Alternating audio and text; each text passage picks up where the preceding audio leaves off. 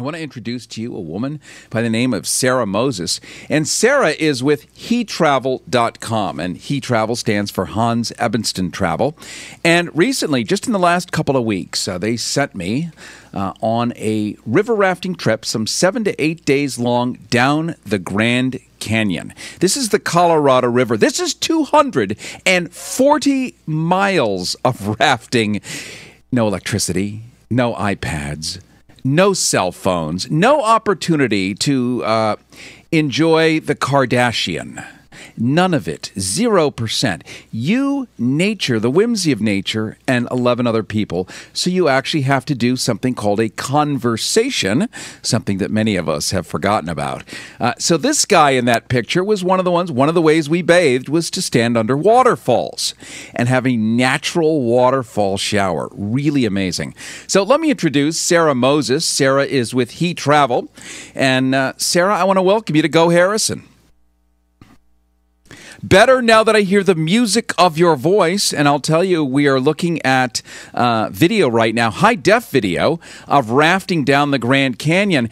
And as of the 1950s, Sara, only 250 humans had ever done it and made it through alive. Now it's become a kind of a luxury travel thing, but it does so much. You were just on one in July, if I'm not mistaken, with a team of lesbians. Indeed. Indeed, it was wonderful. And how did you manage a whole week without any digital paraphernalia? Well, I had my digital paraphernalia. It's called my hand. But more importantly, I did bring a recording device, high-def video cameras, and I will tell you, the Apple Corporation, with its hideously expensive product, does allow you to shoot some really amazing video. I actually put my really expensive broadcast quality high-def camera away and used an iPhone because it's, it's the size of a cigarette pack but thinner, and you could buy this shell casing. I know this is not an answer to your question, but it kind of is. At Target or somewhere, and it's called Life Proof. And it's a little plastic case, so if you drop your iPhone in the water, it'll still work later. And that's Fantastic. How you get high-def video and high-def pictures all in your pocket. But you had to wait till you were out to actually email them to anybody. How did you like it? How did you like not being incommunicado? Well, I'll tell you, it reminds me of the other half of my life where, we didn't have the internet, not in the way it is now. And it really reinforced a certain skill, which is communicating with living, breathing mammals. And I'll tell you something, Sara. If you live in some place like Los Angeles, basically a 50-mile-long suburb where everyone lives in a glass bubble called a car, we often don't ever talk to each other. And I forgot the warmth and the humor and the bonding and the camaraderie, and that was really the key thing. I agree. So many of the people that went on it with us said in advance, they said, well, how are we going to do this? We've got to unplug from our computers. We're going to have to make all of our phone calls before we go. And I found a tremendous sense of freedom, too. After I realized I really wasn't going to have contact, I really wasn't going to be able to call anybody. Nobody was going to be able to call me. And I had to just give up control of that. And after I did, it wasn't any stress at all. Nobody could get a hold of me. Great. Well, anything that had happened while I was there, fine. I'd have to deal with it 8 days later. Yeah, and you know what? That is a quality problem at the end of the day. I mean, hardly the issue. And by the way, with the live video streaming we're doing right now, I would recommend, if you are not hearing one side or any of the conversation, if you go to the YouTube channel, keyword PRN-FM, that stands for Progressive Radio Network, PRN-FM, keyword, you'll hear a full mix. We have so many different video streams, and I just know the absolute full mix is at YouTube/PRN-FM, and of course at PRN.FM, where the network based in New York is right now. We're talking to Sara Moses. She is with Hans Ebensten Travel. The organization that put this together is called Alyson Adventures, and what they do is they put together specifically life adventures for the LGBT community, a community that represents billions of dollars of spending money and does effectively a lot of good things in the world, but has never really been invited to the dinner table until kind of recently. And so you guys are based in Key West, a little tiny island, the southernmost tip of the United States, 90 miles from Cuba, and you take people all over the planet. All over. We've got... You could... No, all go over, ahead. period. That's it. That's all I'm going to say. All over. No, we've got... I was just updating our list of bicycling tours. We send people to France and Italy, Central Europe. We've got trips in Egypt. Who else are we doing? New Zealand, Iceland, Antarctica. We go all over, and mostly Alyson Adventures and HETRAVEL serve the community of gay male travelers. Most of our trips are gay men.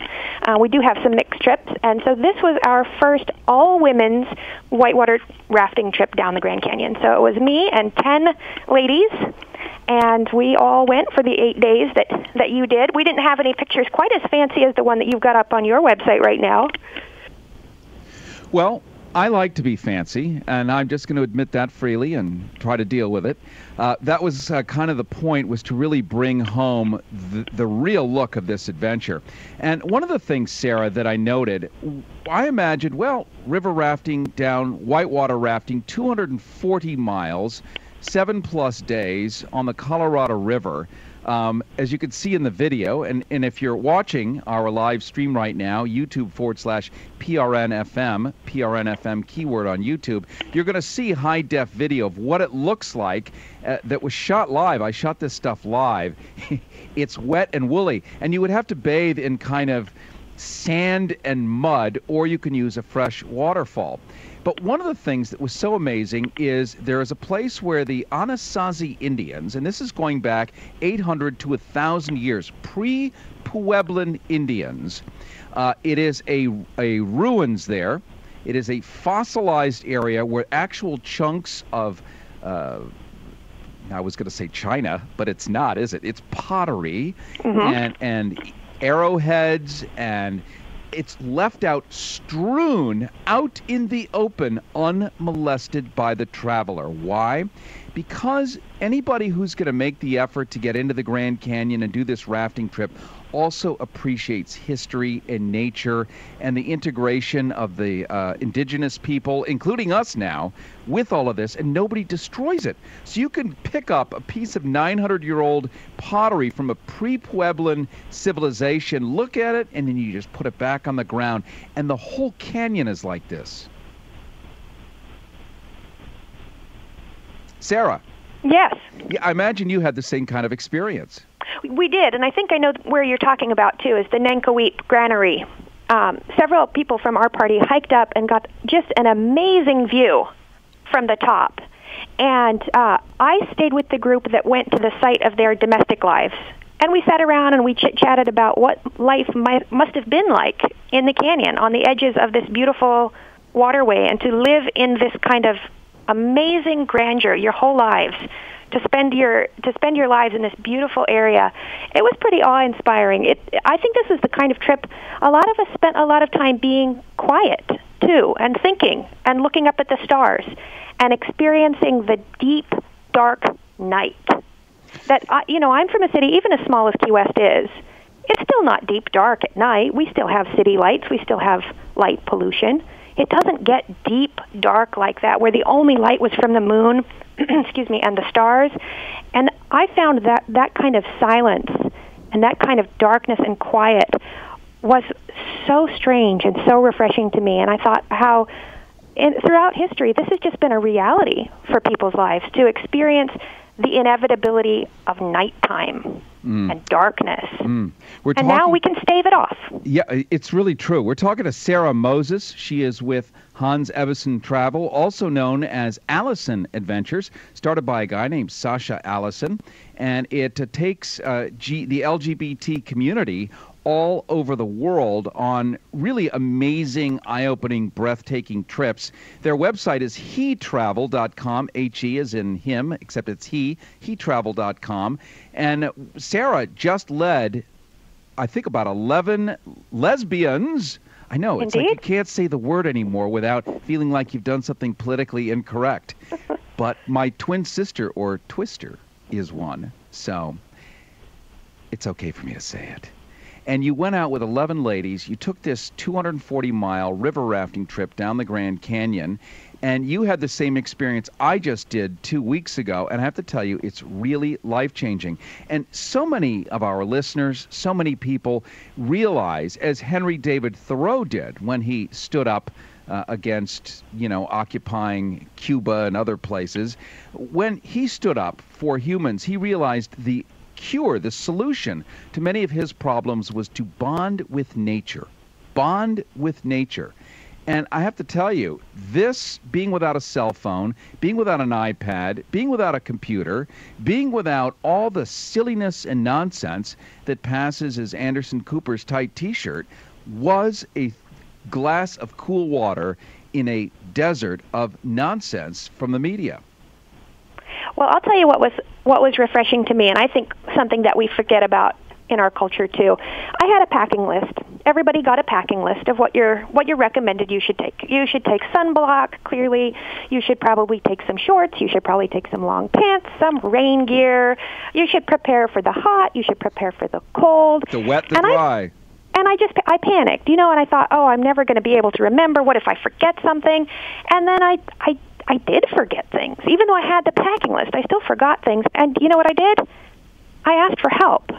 And I said, because we're all stuck in it together, and I said, does anybody have any sunblock? Somehow I went to the desert without sunblock. And people shared. People shared with each other. We all gave each other something along the trip. We borrowed, we shared, we used each other's laundry lines to hang up our clothes to dry after we had been splashed by the rapids. And it became, even in such a short period of time, it became a real sharing, friendly community. Harrison, with you, it is 20 minutes past the hour. Talking with Sara Moses. She is with HETRAVEL.com, also known as Hans Evanston Travel, and Alyson Adventures. Normally I would be talking to Phil Sheldon, who's the president, but he's traveling today, and so Sara happily stepped in. And it turns out she actually hosted a trip just a couple of months ago and took 11 lesbians out. This is an adventuring company based in Key West that takes the LGBT community out on voluptuous and amazing trips abroad as well as domestically, and allows people who are often urban creatures, such as myself at many times, to get out and bond with nature. Bond with nature. And that's really so much of the thing. Now, Sara, let's talk for a second about, here you were with these women. I was with 11 gay guys.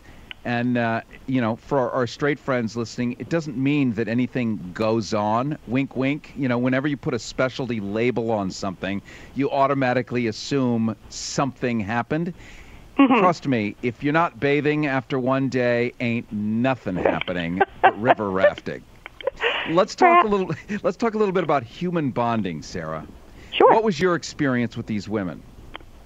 Well, we had a group of women that were ranging from 30 to, I want to say 60 or 65. We had 4 couples who'd been together between 7 and 30 years. We had couples that had children, and one lady even had a grandchild at home. So clearly, people had diverse backgrounds and lives before they came on our trip. And some people had traveled with us before. And it was so nice. I got on the trip, and I found everyone to be very smart, very interesting, with interesting backgrounds, great life stories. And, of course, those don't all come out on the first night. You get your backgrounds of people, and who's a physician and who's works with computers, etc. And then you got nothing to do. If you want to talk, you really got to talk to each other. And there's so much to see. You spend a lot of time being quiet, but even at that, you're spending so much time together with people. And you really get to know each other well. You get to know each other's life stories, all while taking in the grandeur of this place. We did a lot of talking about history, the human experience, the wonder of this geology, the big questions in life. Who made this? How was this created? Why is this here? Why are we here? How are we lucky enough to be here at this moment in time? Witnessing this spectacular geography, it was wonderful. Well, let's get into that a little bit. Not that there are answers for any of those questions, but I do love the fact that you posited them.